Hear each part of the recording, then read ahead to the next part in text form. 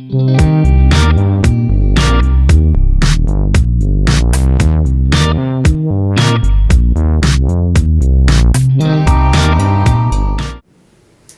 welcome back to CrosbyPlus. Yes, we hope that you enjoyed our last video launch on the Crosby Advantage. I'm curious, did any of you log into your Crosby Scholar Student Portal and try to find your activity use resume last time? If so, tell us in the comments below. So I'm excited to share some of the CrosbyPlus swag that we're going to be giving away. Me too. This is going to be my most favorite part of the whole thing because we're going to be able to give away free prizes. Drum roll. Now, to all of you who are watching this video for the first time, we want to inform you that every single person who watches this video is entered into a CrosbyPlus drawing. Now, the only way we're able to tell if you watched the video or not is if you go into the description box below and fill out the Google form. Now, for those who watch the video live, you will actually be entered into the drawing twice to win a CrosbyPlus giveaway. So be sure to watch the video. Yes, that's right. But it really is important that you fill out this form because last time we had a lot of students watch the video, but not everyone filled out the Google form. So again, it's in the description box of each of these videos. We're going to give away these prizes at the end of each month. So whatever videos that we host in a month, we'll kind of capture that attendance and have a live drawing. Not quite live, we're going to be drawing in our office, but we'll announce it live in the next month's videos. Let's go ahead and announce some of the winners for the month of February. Let's. So this month we are giving away some exciting cool prizes. We're giving away $20 Target gift cards. We're giving away $10 Amazon gift cards. We're giving away Crosby t-shirts. We're giving away $5 Starbucks cards. And much more. So we've got frisbees and stress balls and some really cool things. We're going to be contacting all of the individual winners, but we are going to announce your first names right now just because we're excited for you all. Now, congratulations to all of our winners. So we have Austin at North Forsyth, we got Erica at Reagan, Jaden at Atkins, Yaritzi at Early College, Aaliyah at Mount Tabor, Maurice at Atkins, Taniska at Reagan, Alex at West, and congratulations to Brandon at Reagan, Sachif at Atkins, Kabari at East, Carly at Kennedy, Olivia at School of the Arts, Gavin at Reagan, and lastly, Ashton at Reagan. Whew, that's a giveaway. Whew. Did you guys think that we weren't going to actually have a lot of prizes? I mean, come on. We wanted to really celebrate, especially for the first month of our video launch. So again, at the end of each month, we're going to be drawing names for winners. So watch these videos, whether it be live or after that. All right. So we got to move on to the really meat and potatoes of this video, which is the content of what we're talking about tonight, which is career exploration. I personally feel this is really important, and I know Crosby Scholars does as well, that in the whole college access topics and all the planning that goes on for what's next after high school, it's important to start thinking about what you want to do with your life. What career do you want to go into? There are careers out there that require a lot of education, and it might be important for you to start taking some of those classes now in high school, but at the very least, just kind of realizing that there's a lot of jobs out there, and what might you be interested in? It's a long road. Noah, did you know what you wanted to do when you were in high school? Not initially, in all honesty, but I did have some things that I were interested in and, possibly could see myself doing in the future. And one of those things was actually being a law enforcement officer, specifically within homicide detective I could see that. work. Yeah, so, I like to figure things out. And what led to that was I found myself watching shows like NCIS and Criminal Minds and anything that revolved around law enforcement officers interacting with people, and even in some cases cartoons. And so, those were some of the main influences that I had. What about you? Yeah, I definitely thought I had a career that I was supposed to be doing, and keyword on supposed to be, because I just assumed that's what I had to do with my life. And I remember in 9th grade taking a career assessment, which is something we actually recommend for you all, that I was taking this career assessment and it came back and said I should do something in either social justice or social work, just working with children. And I dismissed that. I wanted to be a senator, I wanted to be in government, and that's what I love, that's what I wanted to do with my life. And then, funny enough, I'm here working for a nonprofit. I work with students advocating for success in college planning and all that's forward. So I think it all kind of turned into what I originally had, which is pretty cool. I did, however, change my mind a lot while I was in college, and I actually ended up with 2 degrees from the 4 years in college because I just really loved the subjects and I loved the classes I was taking. And fortunately, I'm in a field where I could use those degrees anywhere, whereas some of them, it's pretty specific. If you want to be a doctor, you've got a pretty clear track of what you have to do, or a lawyer, or a teacher. All of those things, you kind of have a clear pathway. So that actually brings us to the first tip that we have for you all today. So we have the opportunity to give you and recommend you to take career assessments and personality tests. Now these tests are also known as cluster quizzes. And cluster quizzes are tests that help you to analyze and to recognize some interests, likes, and dislikes that you have, some things that you may see yourself doing or not see yourself doing, all to point you in the right direction in regards to careers you may aspire to do.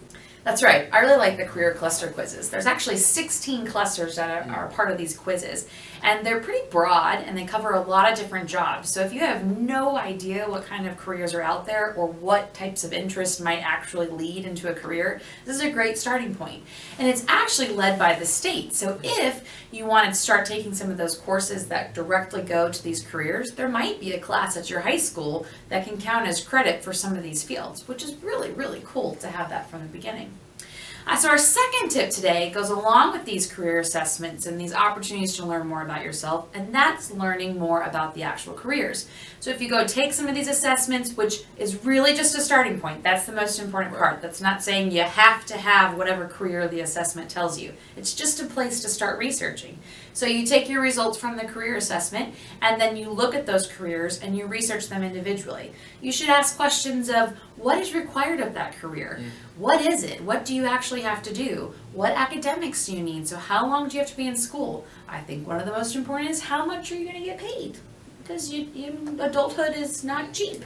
And then the other part is how long is this career going to be around? That might be hard to determine, but think of things of, will technology take over this job in 20 years? What are things that are going to have this career longevity that you can do for the rest of your life? Yeah. The third tip that we're going to recommend is taking a variety of classes that actually give you the opportunity to explore different interests. You know, so I know in high school, my brother, he actually took a CNA class. And so that actually exposed him to the environment of the medical world in a sense and in a way. You know, so there are different opportunities in classes that you're able to take that can, you know, expose you to different areas and interests that you may aspire to do later on in life. That's really cool for your brother. That CNA course, now he actually can have a job. Right. Where others, if you don't have that experience, and he got to do it in high school. Absolutely. That's really, really cool. So right in line with tip number 3, I have tip number 4, and that is volunteering. So taking advantage of classes at your high school, also take advantage of the volunteer hours that you have.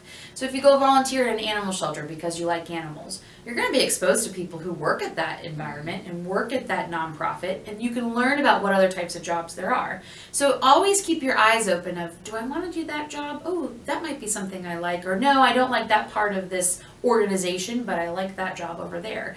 Everything you do pretty much is going to be, there's going to be a business or some type of job helping you do those things. So keep your eyes out if that's something you might want to do with your career. Absolutely. And our last and final tip is taking advantage of internships and job shadowing opportunities. So if you have a passion for medicine, hey, there are always ways that you can shadow for a day and get some firsthand experience. Or, you know, there's another way for you to explore whatever career may be. I know when I was in college, I actually had an internship with Greensboro Sheriff's Office.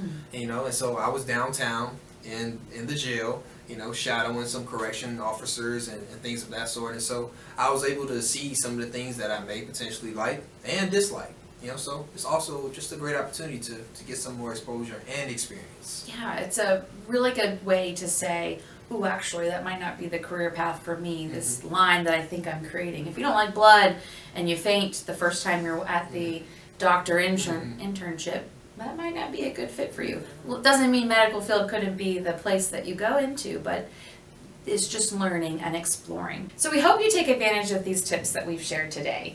We hope that you just begin the process.